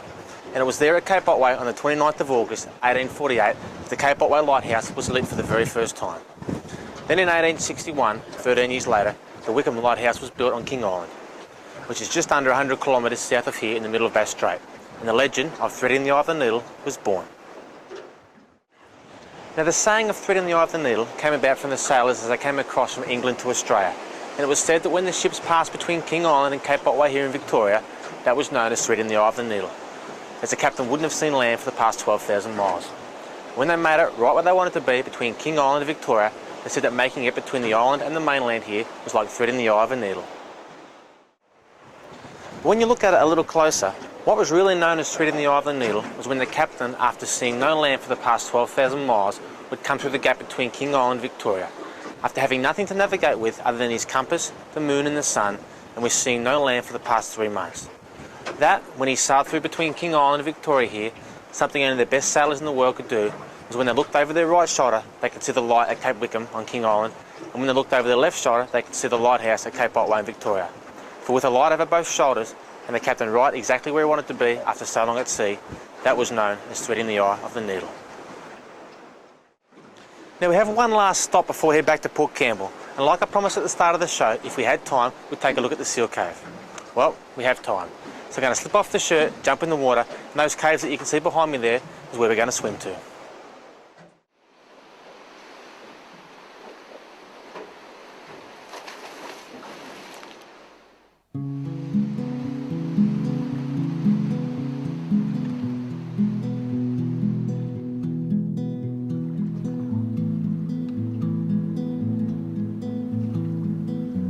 Now what I found out after the filming of the seal cave was complete was that in fact the area I was in was protected by Parks Victoria and out of bounds to the public for preservation reasons to protect the seal colony and their habitat. So to respect the laws that were put into place for the protection of the wildlife in this beautiful and untouched area, like everyone should, we'll also respect and honour the laws that were put into place to preserve this untouched, pristine environment by showing no footage of inside the seal cave. But what we can do is describe to you what it is in fact like inside. Now when you first enter one of the many entrances to the cave, you are faced with a place which is lit up by massive beams of light that shoot their way through and across the cave in every direction. Across the inside of the caves, massive laser beams of light find their way through the cracks in the cliff from the outside that allow beams of light to penetrate into the depth of the forever dark and black environment. And by crawling into the cave through the right entrance, you can view the seals in their own natural habitat without them ever knowing you were there. Now there would have been at any one time up to 100 seals lining the caves on the inside, and the same amount as you would have just seen a moment ago sun themselves out in the water nearby the entrance. There are bull seals, baby seals and mothers in every direction, and scattered across the floor of the caves are thousands and thousands of smooth coloured rocks. Now if you were to pick up some of them and take a closer look, they'd look a lot like this. Now you can see all these little rocks that I have here. The whole seal cave is covered with them. Now when you pick them up, they've got some orange in them, some blue, some green, a little bit of white, but I think they're just normal rocks.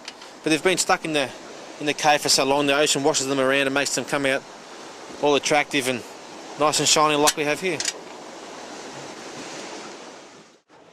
Well, that's about it for the seal cave in this area at Moonlight Heads.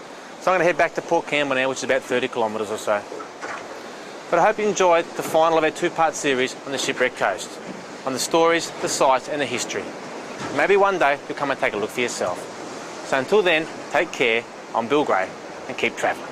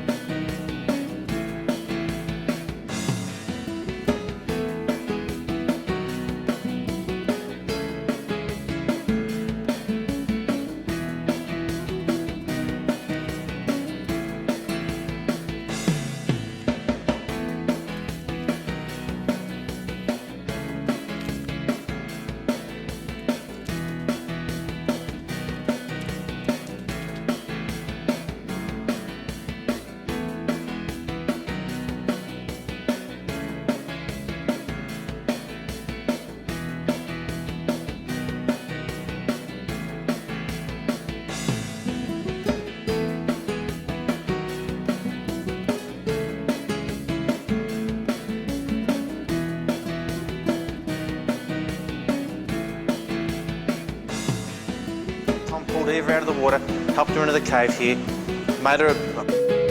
Can you see my eyes? A little some. Then she laid down, drifted up into a... and made a bed for it to lie out of grass, then lay down. Made her drink some. See that? Now this is a piece to help leave her out of the water, up into this cave, and she laid down and went to... Oh, listen a bit. Dips. A large boulder in the middle that has now been washed away. It's called the loaf of bread. Back to that. Tom knew that she wouldn't last the night. Pause. Helicopter. Where we are here is about 7 kilometres east of Port Campbell, and directly behind me. Now where we are here is about 7 kilometres east of... 1st of June 1878, it was 5 AM in the middle of the morning. No, it wasn't. Hang on, pause it. 696 tonnes, was 80 metres long, 11.7 metres wide, and her mast stood 100 feet. Ah. And then decided it would probably be safer inside the life raft. I can't say so he swam under the ship. The night the Loch Ard hit the reef at Muttonbird Island here, let's say, Loch Ard Gorge here, there was only ever 4 bodies recovered for Loch Ard.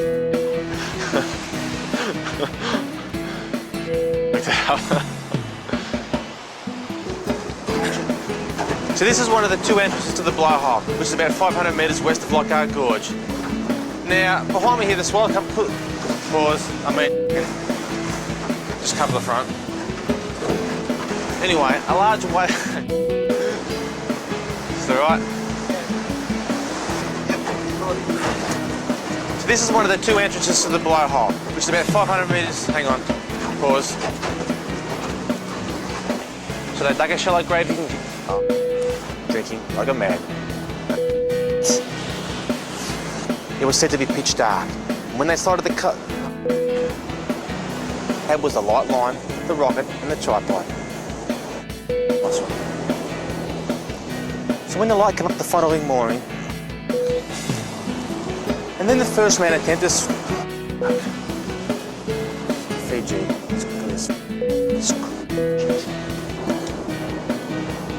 La, la, la. And on their second shot, Fiji are some anchors ahead to fend for himself until it was time.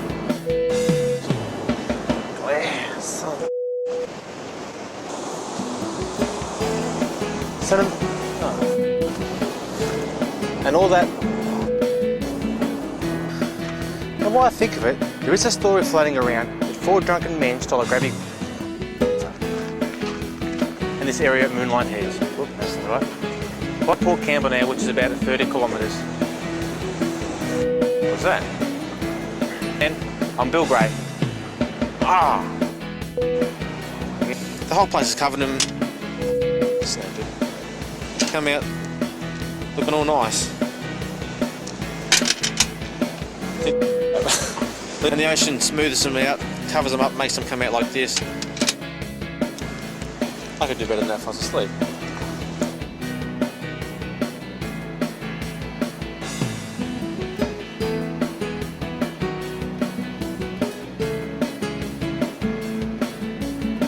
Alright, now where we are here is about...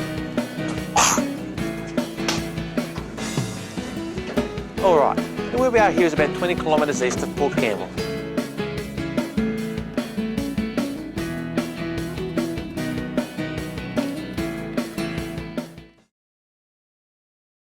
Just one more night is all I want from you.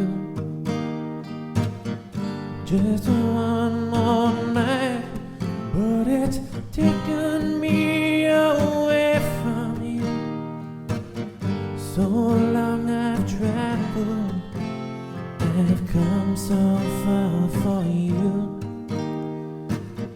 But I'm so sorry that I couldn't make it there for you.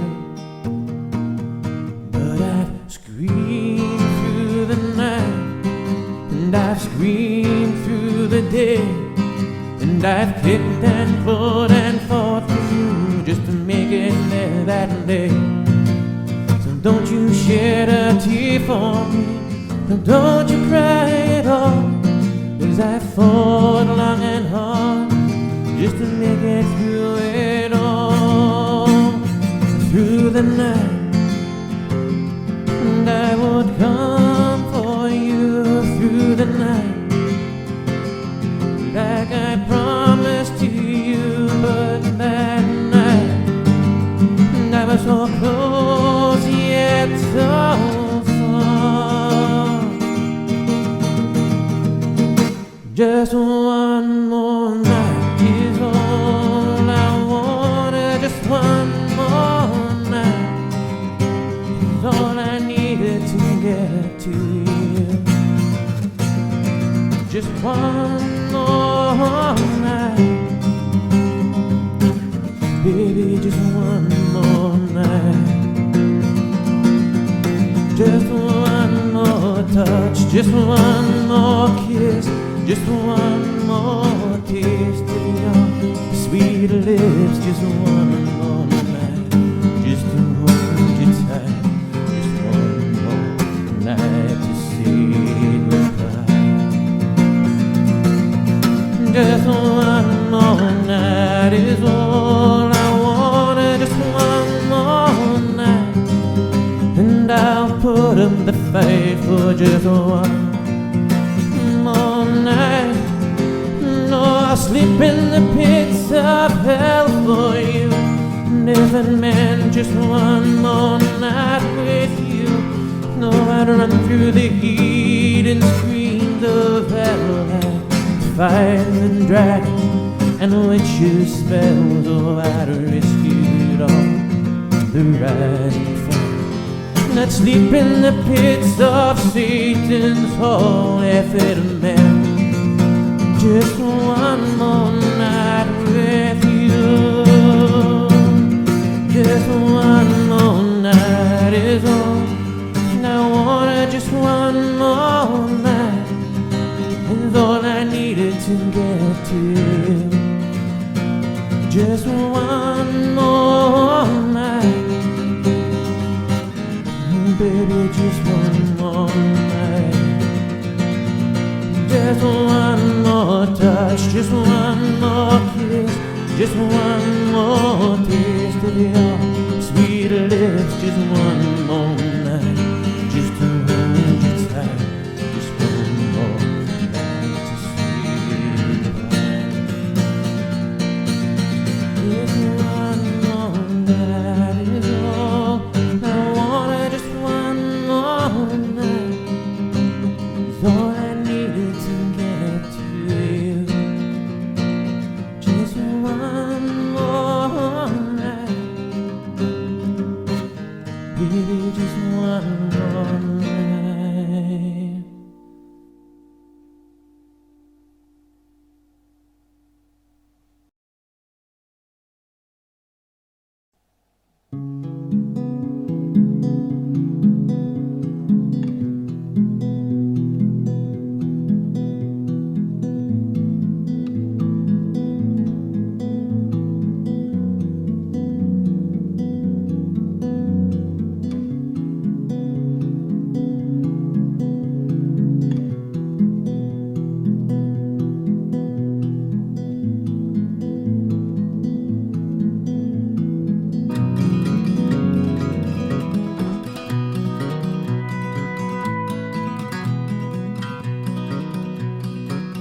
Don't forget to give the video a thumbs up, hit the subscribe button, that way you'll get notified to all my new videos when I upload them. And if you want to contact me, you can do so through my website, the link's in the description below. See you next time.